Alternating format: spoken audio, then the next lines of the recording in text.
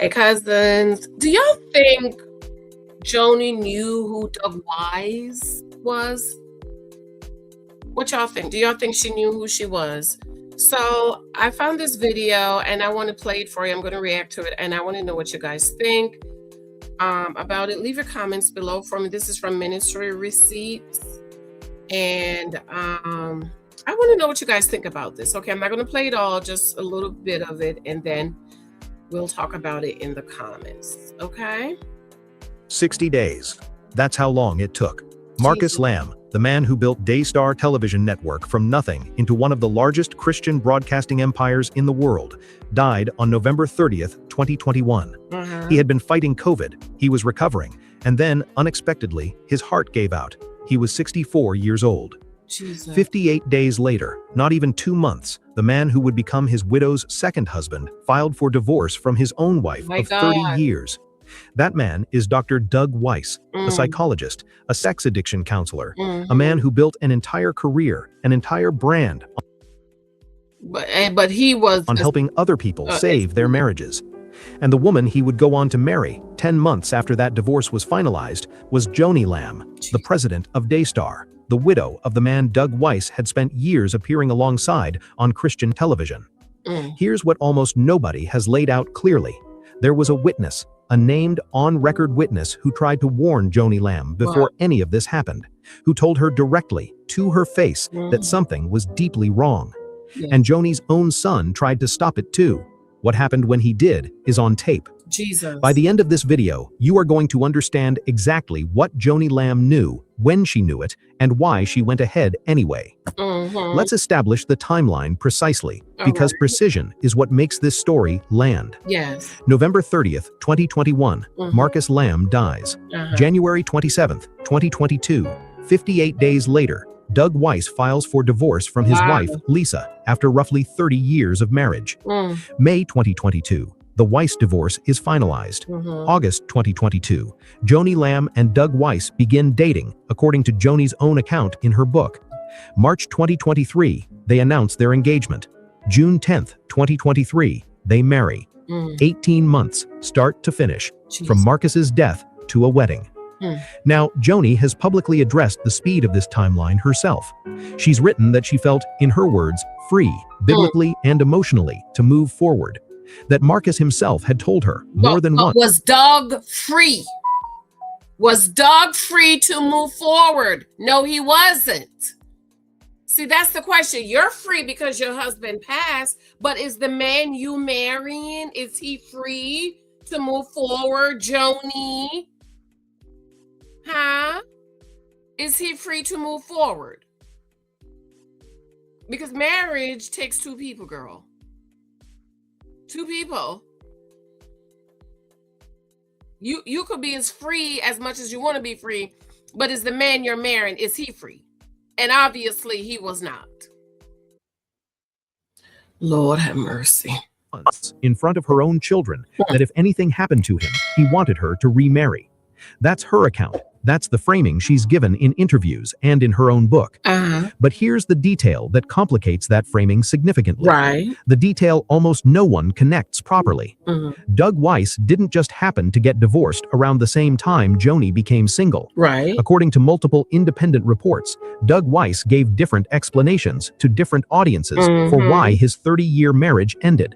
And those explanations don't agree with each other. This is part 3 of our coverage on the Lamb family and Daystar Television. If you watched our last video on Jonathan Lamb's firing, you already know how this family's story doesn't resolve cleanly, and it still hasn't. There is more here.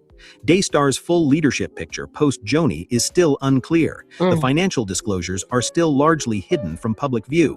And there are details about what happened in the 18 months between that meeting and Jonathan's firing that we have not covered yet. I want to know what stood out to you most in this video. The contradictory divorce story, the warning that was ignored, or the curse? Tell me in the comments. And if you don't want to miss the next part of this story, because there is one coming and it goes deeper into what happened during those 18 months, make sure you're subscribed right now. This is a series. Each part builds on the last, and the people who've been with us since part 1 are the ones who actually understand how all of these pieces connect. Don't be the person who finds part 4 with no context. Hit subscribe, turn on notifications. In some of his public statements, Doug Weiss has said he was the one who failed his marriage, that he had been neglecting his duties as a husband for years. That's one version. In other interviews, a different version emerges, that Lisa Weiss had been abusive, emotionally, for 30 years, and that this abuse is what justified the divorce. Sit with that. Yet he stayed with her for 30 years. For a second. Those are not two versions of the same story. Those are opposite stories. In one, Doug Weiss is the one who failed. In the other, Doug Weiss is the victim of 30 decades of mistreatment. And here's where it gets specific. According to Jonathan and Susie Lamb's account given directly to the Roy's report, Joni herself privately told Susie something that directly undercuts Doug's 30 years of abuse narrative. Joni reportedly said that Lisa was fighting for the marriage, not abusive, not the aggressor, fighting to keep her husband. She sure did. That Lisa was fighting to save the marriage and keep the marriage. And this is what I keep telling y'all, ladies. One person cannot keep a marriage together. Technically, a lot of Christian women are the ones keeping their marriage together because they won't leave, they won't file for divorce. But a marriage, in order for a marriage to really work, it takes both people working together to make it work. If that's accurate, if Joni knew that from Doug Weiss's own description at the time, that his wife was trying to save their marriage, not destroying it, then the abuse justification that Doug Weiss used publicly to explain his divorce wasn't something Joni was in the dark about. She had reason to know it didn't add up, and she married him anyway, 10 months after his divorce was finalized. But the most damning evidence that something was deeply wrong here doesn't come from Jonathan or Susie at all. It comes from someone with no stake in the family conflict whatsoever, a woman who had personally counseled both Doug and Lisa Weiss before their divorce. The warning nobody listened to. Her name is Denise Boggs, pastor of Living Waters Ministry, a longtime friend of Daystar, not an outside critic, not someone with an axe to grind, but someone trusted enough by this family that she had appeared on Daystar's own broadcast in June 2021, months before any of this unfolded.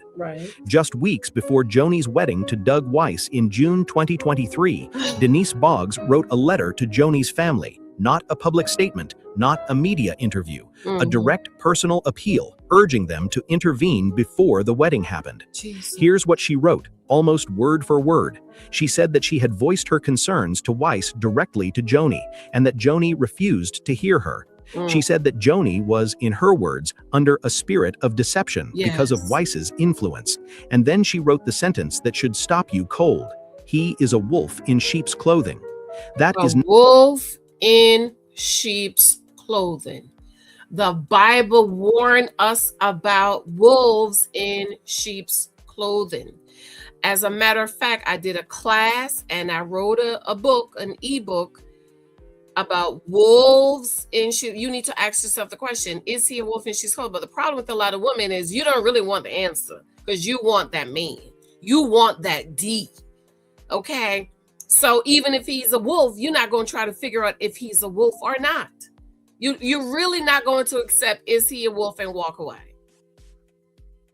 Jesus. Go ahead, brother. Not a casual phrase. That is the language someone uses when they believe with real conviction that a person is deliberately deceiving others for personal gain, and that the people around him cannot see it or won't.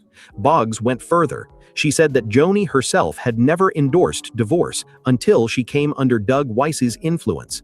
The implication is direct. This wasn't a woman whose values had always permitted easy divorce and remarriage. Something changed specifically because of him.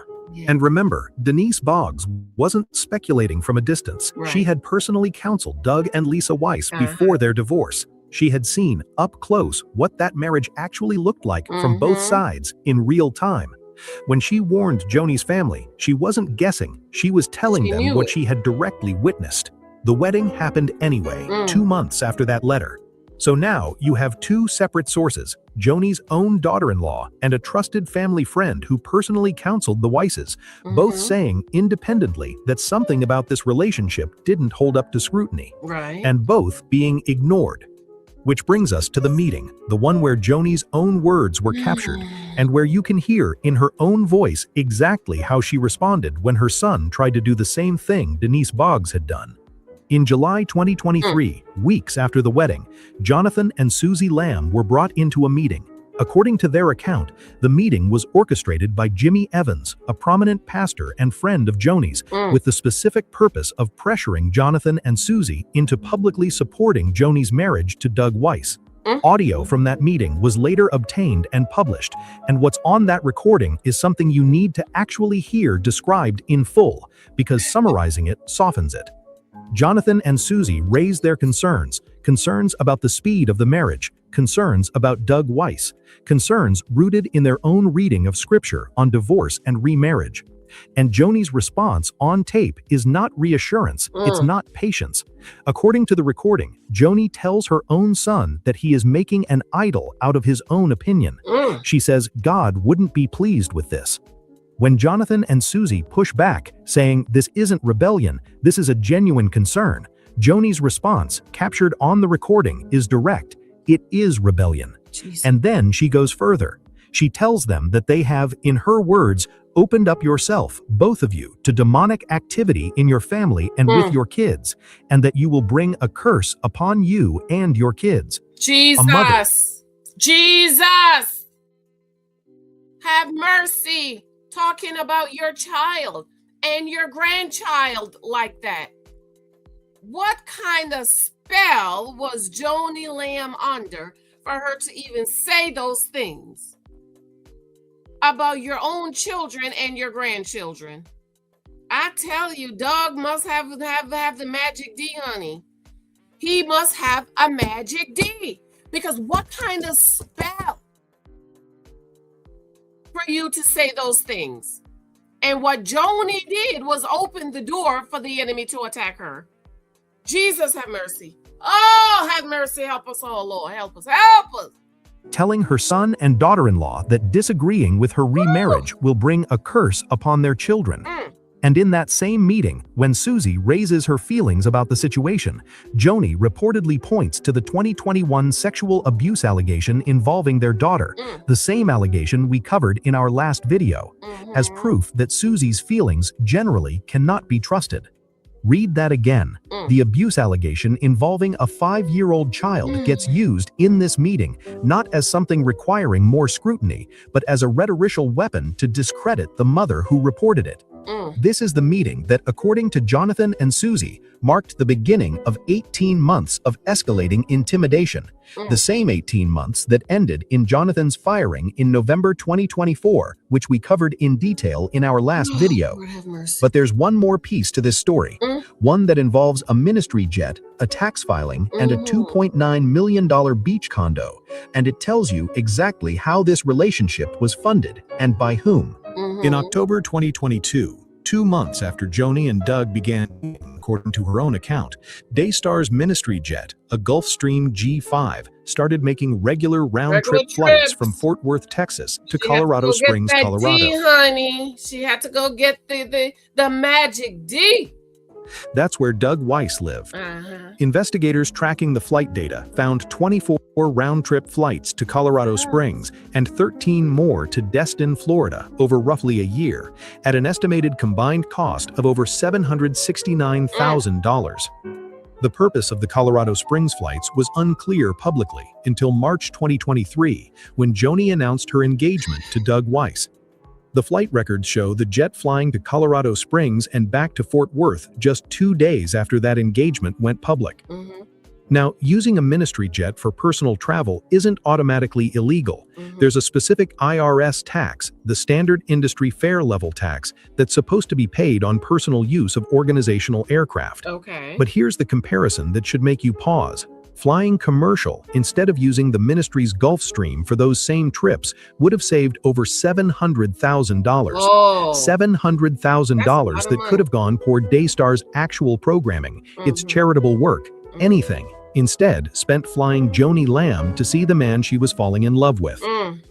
Or was And in already in love September with. 2023, 3 months after their wedding, Joni and Doug purchased a beach condo near Destin, Florida for $2.9 million. Wow. This is the same network, by the way, that does not file the same financial disclosure forms that comparable organizations like Trinity Broadcasting Network do. Meaning the full picture of how Daystar's money moves remains in significant part hidden from public view entirely. We don't know everything. We know what's been pieced together by independent watchdogs willing to track flight data and dig through what little is public.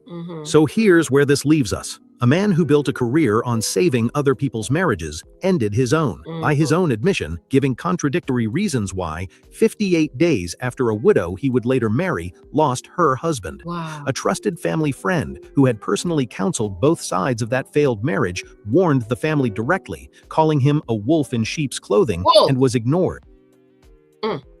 A son who raised the same concern was told by his own mother that he was inviting a curse on his children. And a ministry jet spent over $700,000 in flights connecting the new couple, while the network's full finances remain largely hidden from public view. None of this proves intent. None of this proves Doug Weiss pursued Joni deliberately while still married, rather than the relationship genuinely beginning after his divorce was final, as Joni's own book describes. People are allowed to fall in love after loss. People are allowed second marriages. But when a trusted counselor who personally witnessed a marriage from both sides calls the man involved a wolf in sheep's clothing and is ignored, and when raising concerns gets you accused of inviting a curse on your children, that's not a normal family processing grief. That's a family where dissent gets treated as a spiritual crime. This is part 3 of our coverage on the Lamb family and Daystar Television. If you watched our last video on Jonathan Lamb's firing, you already know how this family story doesn't resolve cleanly, and it still hasn't. There is more here. Daystar's full leadership picture post-Joni is still unclear. The financial disclosures are still largely hidden from public view, and there are details about what happened in that meeting and Jonathan's firing that we have not covered yet. We don't know. I want to know what stood out to you most in this video. The contradictory divorce story, the warning that was ignored, or the curse? Tell me in the comments. And if you don't want to miss the next part of this story, because there is one coming and it goes deeper into what happened during those 18 months, make sure you're subscribed right now. Go over and subscribe to the channel. So ladies, the wolf will come. Joni knew he was a wolf. Do y'all think she knew? Or was she so...